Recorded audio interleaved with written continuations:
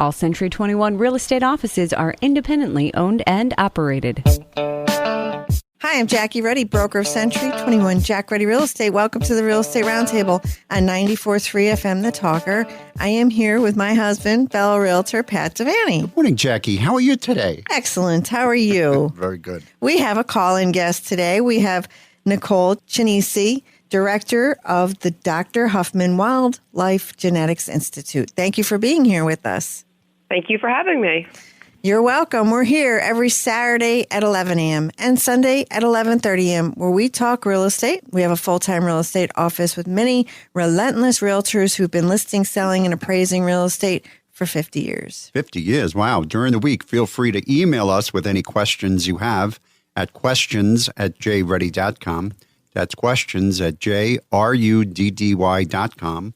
Or you can give us a call at 570-344-6724. And when you go to jreddy.com, click on the webcam tab because we have a webcam on the roof and get a live view of Dunmore Corners. And hopefully you won't see any snow, but you can check it out. Oh, gosh, please don't say that. How far is Christmas away? Oh, boy. Just a couple months. Oh. Yeah, so we'll be thinking about that very soon. We're all over social media. Check it out. Facebook, Twitter, LinkedIn, YouTube, Instagram, Pinterest. View our listings, search the MLS listings, and listen to archive radio shows by going to mobilefriendlyjreddy.com, JRUDDY.com, where we also have a list of all the podcast apps that we are available on. The radio show is featured on most popular podcast apps. So check that out or search for the Real Estate Roundtable with Jackie Reddy. We should come up. Okay, Nicole Chinisi, director of the Dr. Huffman Wildlife Genetics Institute. Can you give me a little bit of background on you and the Institute, please?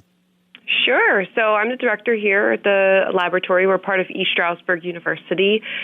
We are a full-time service lab part of the university, so we do a lot of different research pertaining to wildlife, but our biggest focus is on tick-borne diseases. So I've been the director here since 2013, and we are funded through the Department of Health to conduct free tick testing for PA residents. So you do studies in what regions, please? Anywhere. So we could be a service to any state, any region. If you're looking to have large or small scale studies conducted in your area, we could assist you with that. Okay. Let me ask you something. You said you do tick testing. What is that? Do you test the ticks? Yes, exactly. Oh. So if you're exposed to a tick bite and you have a tick attached to you, or even if it's crawling on you, you could submit it to our lab for free testing if you're a PA resident, and that could give you some valuable information of what tick-borne illnesses you may have been exposed to. Okay, go ahead, Jackie. I'm sorry. Right. So this ticks, there are hundreds of different types of ticks, right? There are a lot of different types of ticks in the United States, but we only really see 6 common ones in Pennsylvania. Okay. And there's heightened activity when of ticks? So, yes. So whenever there's not snowfall, there is a high rate of ticks. So fall and spring are going to be your most common. Okay. So now it's fall here. And so, I mean, Pat, you've been outside doing your thing, watering plants. Yeah, watering plants, mowing the grass. And I mean, I never got in the weeds or anything. And I've had them on me. There seems to be a misconception. In real estate, we do walk land. A lot of times there are, we sell parcels of land, acreage. We walk them off. And I tell our agents, make sure you wear socks to the knees and then long pants and boots and cover up in insect repellent. And that's when we typically think that we're vulnerable to get a tick. But when you're in the backyard cutting your grass, you wouldn't think so much. But it happens. Yes. So we collect a lot of data with our free tick testing. So we ask residents to report to us where they think they may have picked a tick up. And actually the most common place for a resident to get a tick bite is in their own backyard. Interesting. Very interesting. So tell me about the 6 different types of ticks that are common to our area, please. Sure. So the most medically important tick that you all have probably heard of is what's called the black-legged deer tick. This tick is the one that will carry and transmit Lyme disease. So we find that one's going to be the most common tick that you find in the fall, and the adults will be out at that time. The next ticks that we have are the American dog ticks, less likely to carry tick-borne illnesses. They transmit Rocky Mountain spotted fever, ehrlichiosis, and tularemia in Pennsylvania. They're more common in just the springtime. We have a Lone Star tick. They could be very aggressive. They're just starting to increase their distribution and numbers in our state. You can see the females have a white dot on her back, and they're also very common in the springtime. We have the Asian longhorn tick, which is new, identified back in 2018 timeframe in New Jersey, and now we're starting to see populations in Pennsylvania. We have the brown dog tick, which is more common for infestations in kennels and on your dog. And then the last one that we see more common now is the groundhog tick, which is similar to the black-legged tick, but typically found in the environment and more likely to bite animals than humans.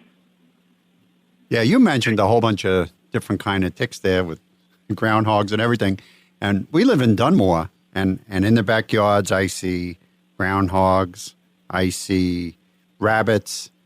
The other night I was happy. I was walking. We have a little black poodle, and he was half blind and deaf, thank God. And we came face to face with a possum.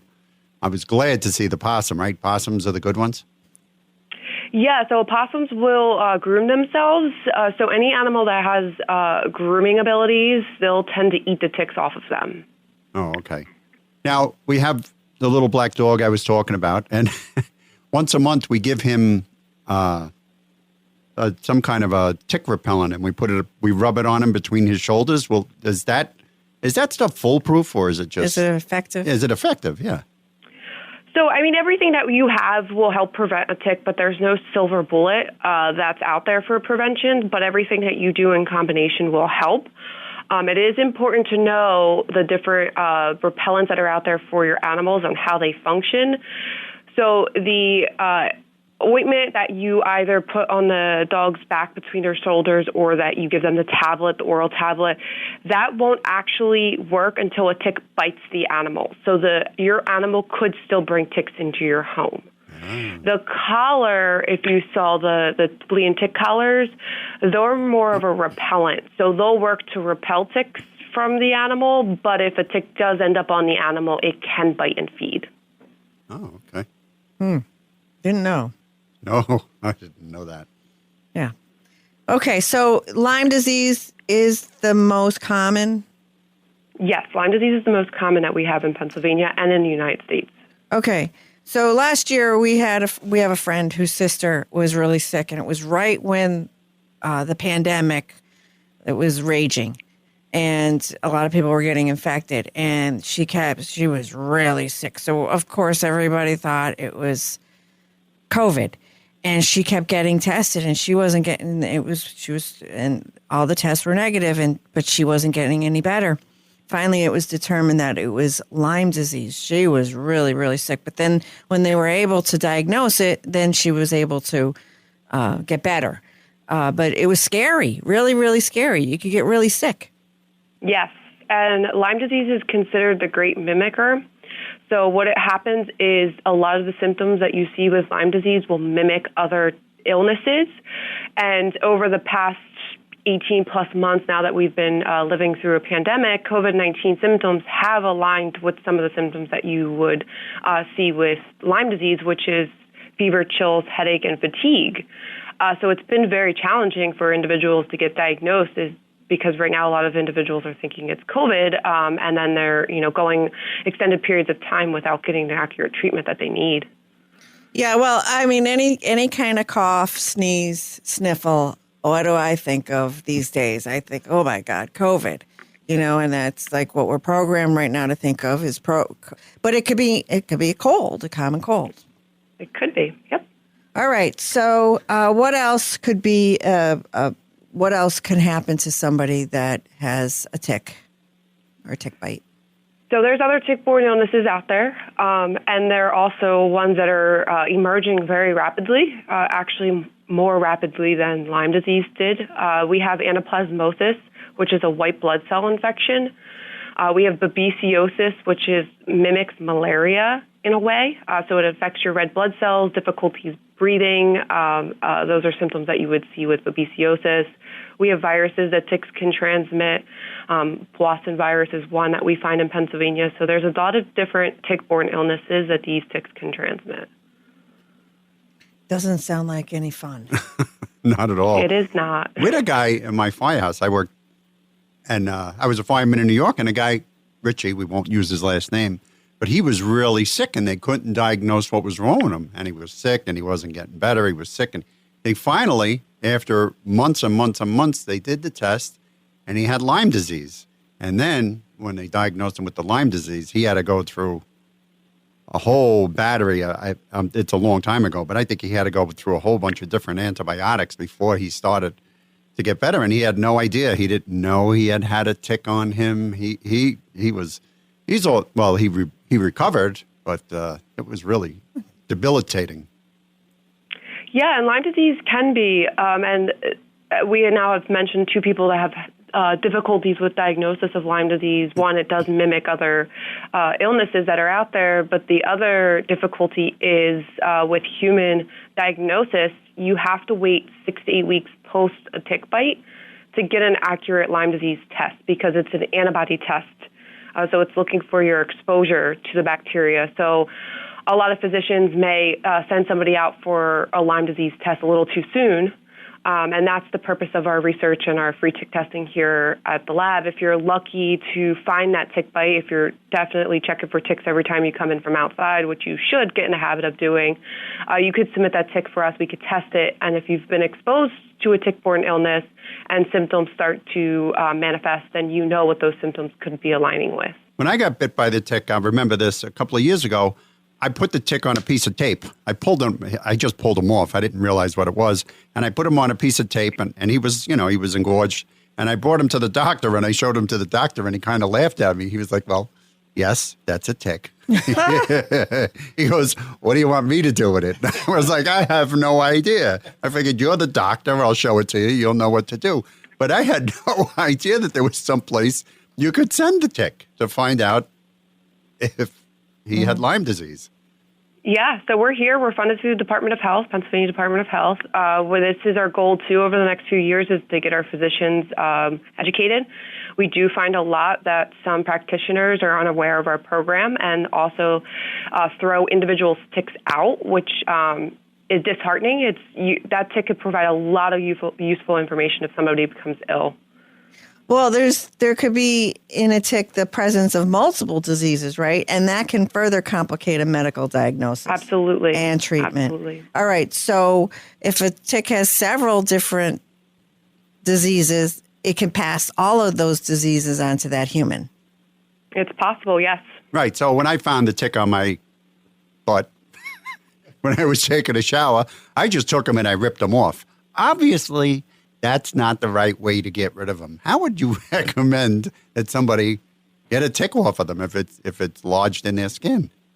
Yeah, so the best way is to use a tweezer, a fine point tweezer, grabbing at the base of the tick's mouth parts and pulling straight up and out. There are some individuals out there that will recommend using Dove soap or alcohol or burning a match or petroleum jelly. Those methods, while they do work, are very dangerous because it does agitate the tick and could cause the tick to regurgitate its stomach contents into you, which would actually put you at a greater risk of a tick-borne illness if the tick's a carrier. So you want to use a surprise method, grabbing by the base of the mouth parts with tweezers and pulling straight up and out. That sounds pretty disgusting. Yeah. I don't want to. And if it's lodged on your backside, that goes to the partner in the household, I'm sure. Honey, Yes. honey, can you get this out of others, family members? Not happening. Can we call you up? No, yeah, we'll be calling Nicole. I have your cell phone, Nicole. We're not going to FaceTime you that one. Don't worry about it. No. All right. On a serious note, Yes, you get to the doctor, right? Or to maybe, a facility, a medical facility. Yeah, I didn't know what it was. I just took it and I said, Yeah. what the hell is this? And I just pulled it off and he was wiggling, but his head was in me, and you know how it goes. Yes. Okay. So, right. So, you have a lot of educational brochures and you do outreach programs to help people identify the removal process and then the symptoms and testing facilities and prevention techniques, correct? Yes, we do. Okay. What about the bullseye? Is that really a true indicator if it's for the mark on the skin when the tick is biting you? If you are lucky enough to get a bullseye rash, yes. But not every strain of Lyme disease will give you a bullseye rash. Less than 50% of diagnosed cases in Pennsylvania actually show a rash, let alone that telltale bullseye rash. All right, because go ahead, I'm sorry. Yeah, and so it could be any type of rash. It could be multiple different rashes. It could just be a rash in general, and it's not always going to show up at the site of the bite. Right, because I was always told, well, if you get the bullseye rash, well, then you got Lyme disease. So, but you're saying that's less than 50% of the time. Yes. So if that's what you're looking for and you don't have it. You're looking for the wrong thing. Right. Oh, boy. Okay. You could follow us on social media, PA Tick Lab. We're on Facebook and Instagram. You can follow our website, ticklab.org. What is it called? What is it called? Ticklab.org. Okay. Which has all of our information.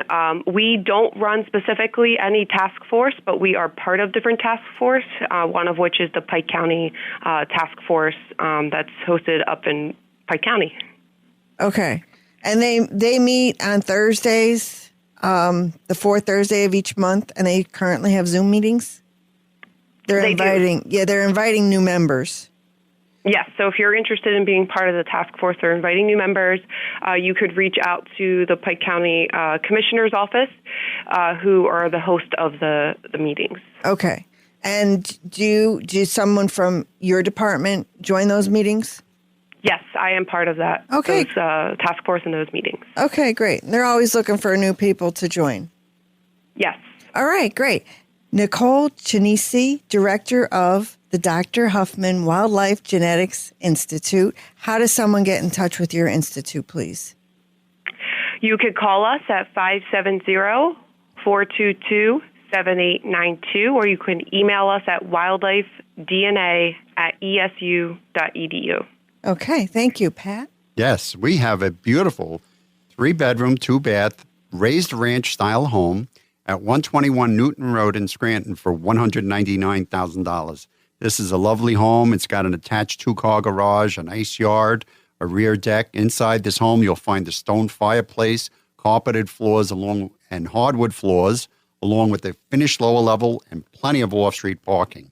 That's a beautiful 3-bedroom, 2-bath, raised ranch home with a 2-car garage and a fireplace at 121 Newton Road in Scranton for $199,000. And that's listed by Carrie Thompson of our office. Thank you, Pat. And Gail Lewis, Realtor with Century 21 Jack Ruddy Real Estate, is looking for a property for her buyers, pre-approved buyers, in the Abington School District. Looking for any style of home. They're open to any style. 4 bedrooms, 2 baths, and they're pre-approved up to $325,000. They would like a garage and a decent-sized yard, and they can't find what they're looking for. So if you have a property like this that you're thinking of selling, give us a call, and we just might have that buyer for you. Don't go anywhere. You're listening to the Real Estate Roundtable with Century 21, Jack Ruddy Real Estate on 94.3 FM. The Talker. We'll be right back.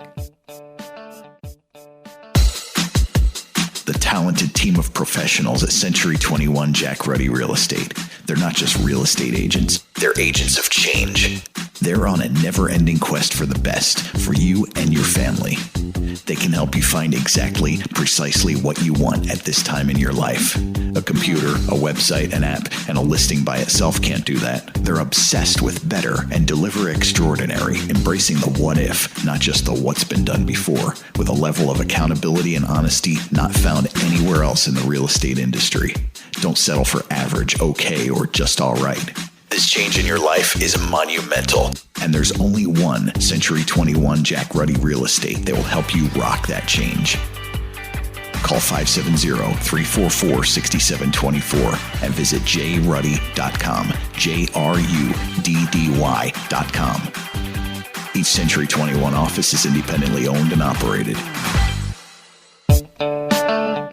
Thanks for tuning in to the Real Estate Roundtable with Century 21 Jack Ruddy Real Estate on 94.3 FM The Talker. I'm Jackie Ruddy, broker, and with Pat Devaney, my husband, fellow realtor. And we're back with those little crawly things. Yeah. Crawling up your leg. Don't you like this? This is like my favorite show. We have with us Nicole Tanisi, Director of Dr. Huffman Wildlife Genetics Institute. Thanks for being here with us. Thank you for having me. We appreciate you calling in. And you, in the first half of the show, talked about the 6 common ticks found in the Northeast and the illnesses that one can potentially be exposed to or have if they are bitten by a tick. Your institute offers free tick testing. So if someone was to have a tick and they removed it, they can send your department, your institute, the tick, and then you can test it, correct? Yes. All right, so I don't have to be a doctor. No. Okay, because I'm not a doctor. Although I play one on the radio, right? All right. Okay. So then you would discover what illnesses this tick would be transmitting. Yes. So when we receive the tick, you would mail it into our lab, or you could drive it and drop it off. We have drop boxes located outside of our building. We test it. We're using PCR testing, just like a lot of individuals are now aware of with the COVID test, and we're detecting different pathogens that tick may be carrying. All right. And how long does this testing process take? Once we receive the tick at the lab, it's about 36 hours before you receive your results. So what should they do? Just put a piece of tape on them and stick them on a piece of paper and send it to you? Is that the best way to get them to you? We do not recommend using tape. It is actually very difficult to get the tiny ticks back out of the tape. We recommend just sticking the tick into a Ziploc sandwich bag and mailing it to our lab. Okay. And website is ticklab.org, and you'll go on there and claim your free tick test. We'll ask you some survey questions on the tick itself, where you may have picked it up, where it was attached, and then it'll collect your information so that you could receive email and text message notifications. Let's talk about prevention, because I think that's very important. What can we do to limit this possibility from happening? Yes. So there's 3 types of prevention, and you should participate in all 3. You have personal prevention, yard prevention, and pet prevention if you own pets. So personal prevention, you would want to, anytime that you're outside, use some sort of tick repellent. And then when you come indoors, you want to do a thorough tick check and take a shower within 2 hours to help to eliminate any ticks that might be crawling. Another good thing that you could do, too, if you're outside in areas that are tick habitat, like edges of forest, raking leaves, you could put your clothes directly in the dryer on high heat for 10 minutes. So any ticks that might have hitchhiked onto your clothing would be killed in that process. For pets, using some therapies, either tick collar or topical ointments or oral. And then there's also vaccines available for your dogs, so you could talk to your veterinarian about that. And then yard prevention, the fall is actually a very good time to decrease your number of ticks that you have on your property. So you can conduct sprays. You can contact different landscapers. They might have a spray that you could use, high-pressure spray. So you want to spray your yard. You want to clean up your yard, getting the leaves, down trees, wood out of your yard. Keep the trees trimmed back, keeping your yard as dry as possible. And all of this, there's even tick tubes as well. You could treat the mice on your property. Will decrease the number of ticks that you'll have coming spring. Are there certain colors of clothes that the ticks are attracted to more than others? No. So they suggest to use light-colored clothing only because that would allow you to see the ticks better. So ticks are not attracted to any color. They actually don't have eyes, so they can't see you. All they use is what's called the olfactory organ underneath their forelegs, and they're detecting your pheromones and your scent. Okay. So that's a good piece of advice. Wear light clothes, and because you'll see them.